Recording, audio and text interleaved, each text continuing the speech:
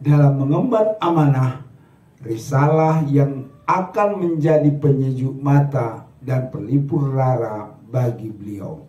Selain menjadi pendamping setia yang selalu siap memberi dorongan dan motivasi bagi suaminya tercinta, di tengah beratnya medan dakwah dan permusuhan dari kaumnya,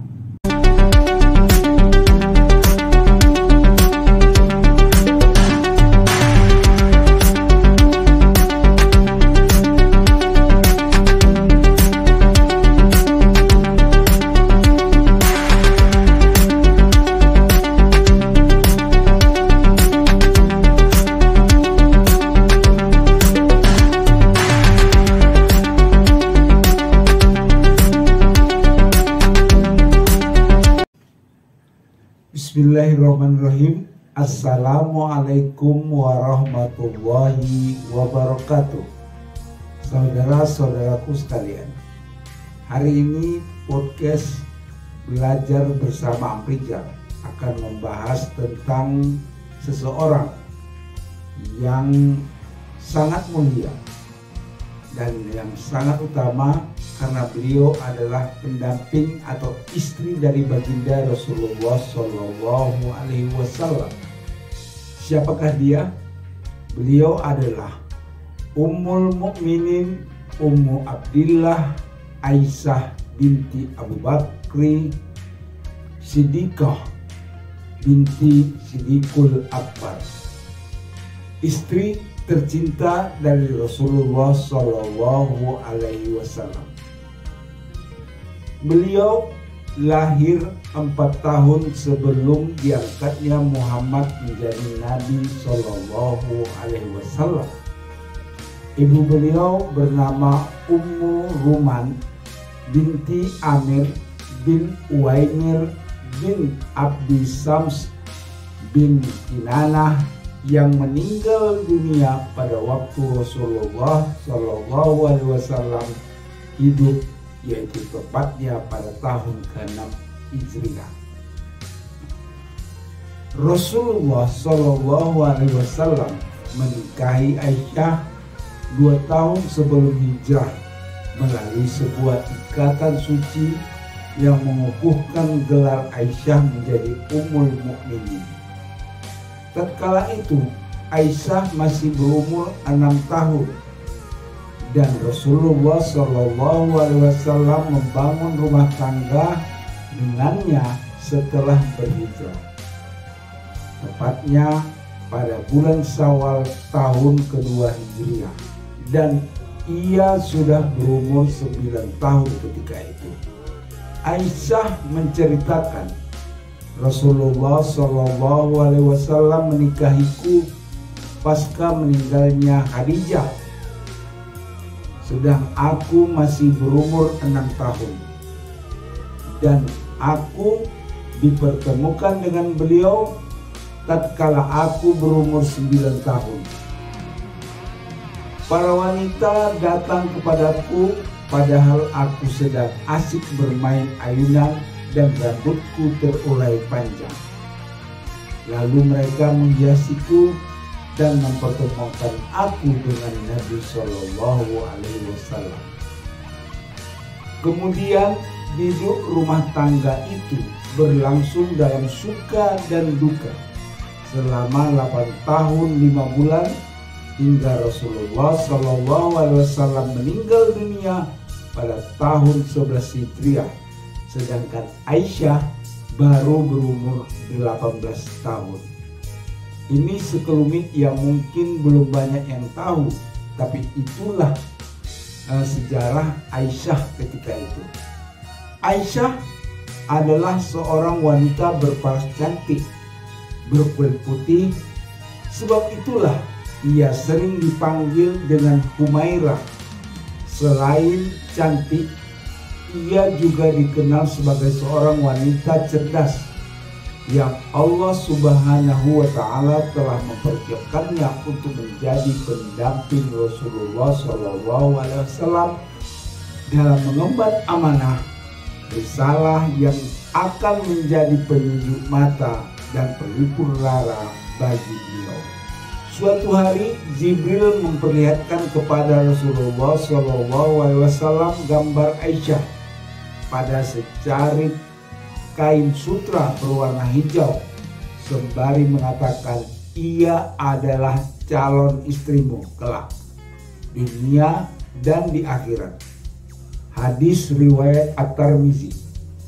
Selain menjadi seorang pendamping yang setia, yang selalu siap memberikan dorongan dan motivasi kepada suami tercinta di tengah beratnya dakwah dan ilmu permusuhan dari kaumnya, Aisyah juga tampil menjadi seorang penuntut ilmu yang senantiasa belajar dalam madrasah nubuwah, di mana beliau menimba ilmu langsung dari sumbernya. Beliau tercatat termasuk orang yang banyak meriwayatkan hadis dan memiliki keunggulan dalam berbagai cabang ilmu, diantaranya ilmu fikih, kesehatan, dan syair Arab. Setidaknya sebanyak 1210 hadis yang beliau riwayatkan telah disepakati oleh Imam Bukhari dan Muslim, dan 178 hadis yang hanya diriwayatkan oleh Imam Bukhari serta 54 hadis yang hanya diriwayatkan oleh Imam Muslim, sehingga pembesar para sahabat kibar tatkala mereka mendapatkan permasalahan, mereka datang dan merujuk kepada ibunda Aisyah. Suatu hari orang-orang Habasyah masuk masjid dan menunjukkan atraksi permainan di dalam masjid. Lalu Rasulullah SAW memanggil Aisyah, "Wahai Humairah, apakah engkau mau melihat mereka?" Aisyah menjawab, "Iya." Maka Nabi SAW berdiri di depan pintu. Lalu aku datang dan aku letakkan daguku pada pundak Rasulullah SAW dan aku tempelkan wajahku pada pipinya. Lalu ia mengatakan, di antara perkataan mereka tatkala itu adalah Abdul Qasim adalah orang yang baik. Maka Rasulullah SAW mengatakan, "Apakah sudah cukup, wahai Aisyah?" Ia menjawab, "Jangan terburu-buru, wahai Rasulullah." Maka beliau pun tetap berdiri. Lalu Nabi SAW mengulangi lagi pertanyaannya, "Apakah sudah cukup, wahai Aisyah?" Namun Aisyah tetap menjawab, "Jangan terburu-buru, wahai Rasulullah SAW." Aisyah mengatakan, "Sebenarnya bukan karena aku senang melihat permainan mereka, tetapi aku hanya ingin memperlihatkan kepada para wanita bagaimana kedudukan Nabi SAW terhadapku dan kedudukanku terhadapnya." Hadis riwayat An-Nasai. Aisyah bercerita, suatu ketika Rasulullah SAW datang untuk menemuiku, sedang aku tengah bermain-main dengan gadis kecil. Lalu Rasulullah SAW bertanya kepadaku, "Apa ini, wahai Aisyah?"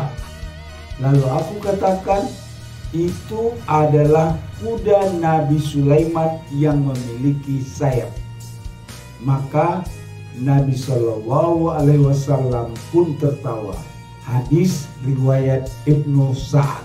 Suatu hari Rasulullah SAW berlomba lari dengan Aisyah dan Aisyah menang. Aisyah bercerita, Nabi SAW berlari dan mendahuliku, namun aku mengejarnya hingga aku mendahulinya. Tetapi tatkala badanku gemuk, Nabi SAW mengajak lomba lari lagi, namun beliau mendahului. Kemudian beliau mengatakan, "Wahai Aisyah, Ini adalah balasan atas kekalahanku yang dulu. Hadis riwayat Tabrani. Banyak sekali keutamaan yang dimiliki oleh Ibunda Aisyah. Sampai-sampai Rasulullah Shallallahu Alaihi Wasallam pernah mengatakan dalam sabdanya, orang yang mulia dari kalangan laki-laki banyak, namun yang mulia dari kalangan wanita hanyalah Maryam binti Imran dan Asyah istri Firaun. Dan keutamaan Aisyah atas semua wanita seperti keutamaan Syarif atas segala makanan. Hadis riwayat Bukhari dan Muslim.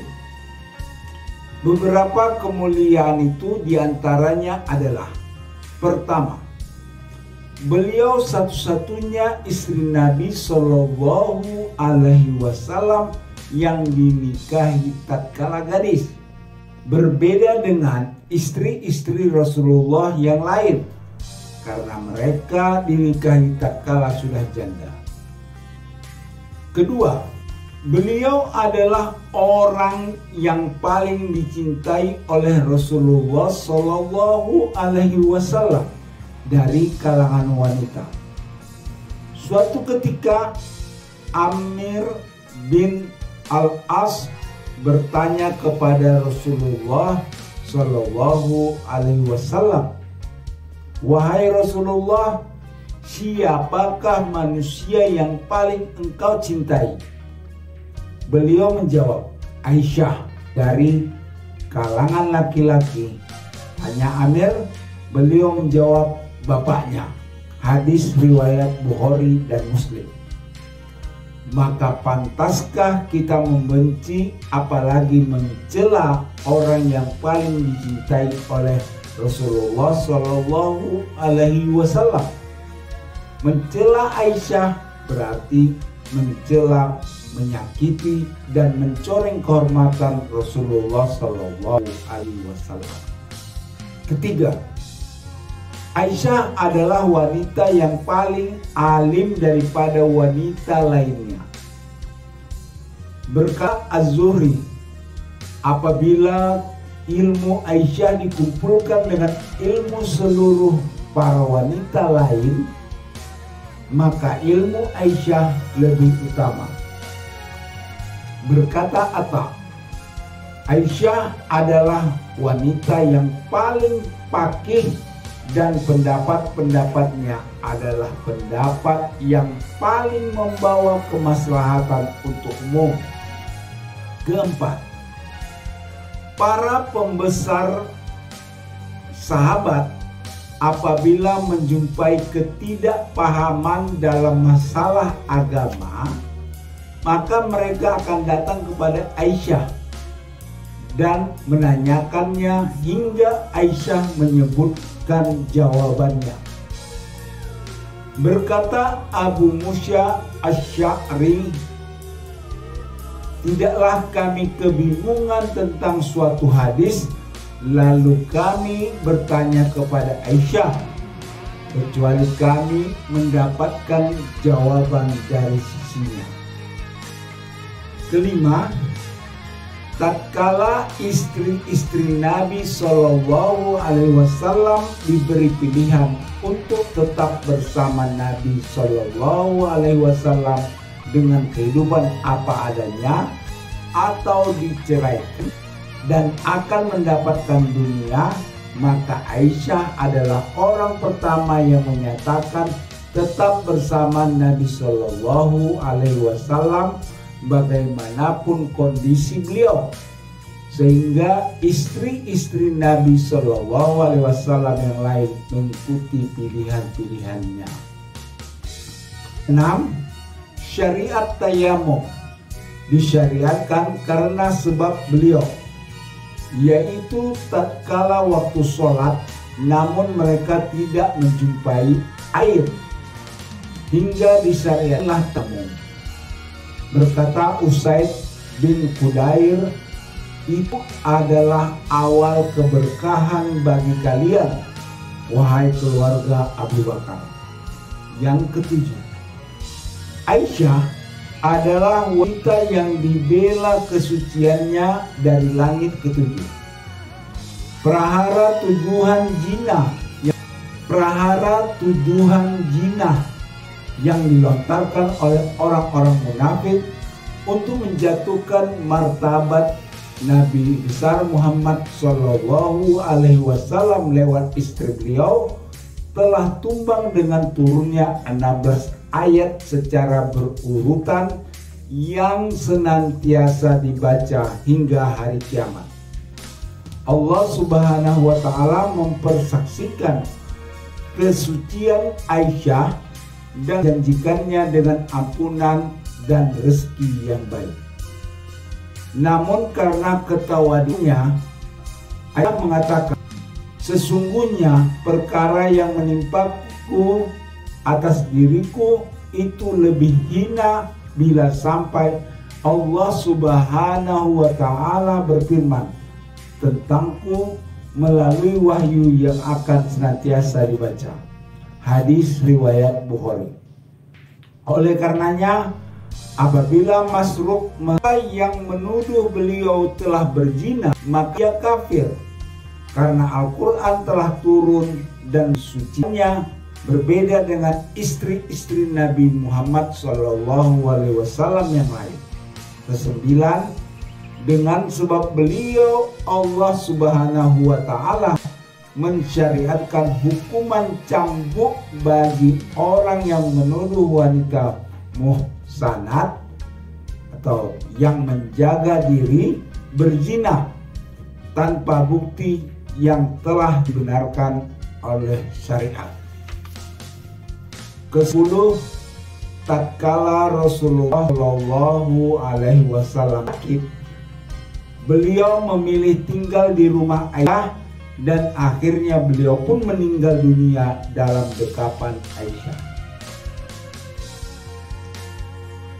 Aisyah meninggal dunia di Madinah malam Selasa 17 Ramadan 57 Hijriah pada masa pemerintahan Muawiyah. Usianya yang ke-65 tahun.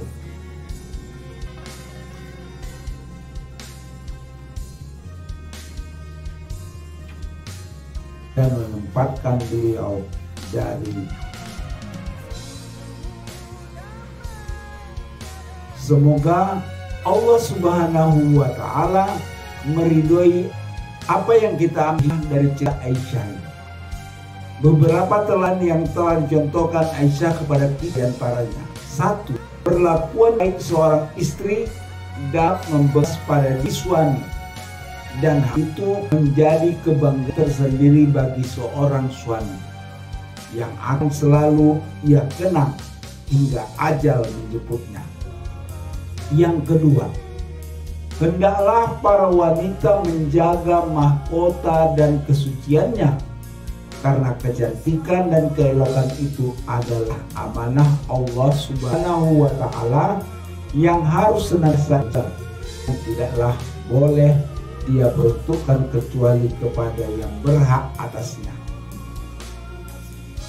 Yang ketiga, hendaklah para istri mereka belajar. Yang ketiga, hendaklah para istri mereka belajar mencontoh kesolihan suaminya. Istri pada hakikatnya adalah saudaraku yang kami muliakan. Itulah sepenggal kisah tentang Ummul Mukminin yang beri teladan bagi kita sebagai pendamping hidup dari baginda Rasulullah Shallallahu Alaihi Wasallam. Semoga kita dapat memetik hikmah dan belajar dari seorang Aisyah. Mudah-mudahan kita semua dirahmati. Rizal mohon pamit. Lebih dan kurang saya mohon dimaafkan. Billahi taufiq wal hidayah. Assalamualaikum warahmatullahi wabarakatuh.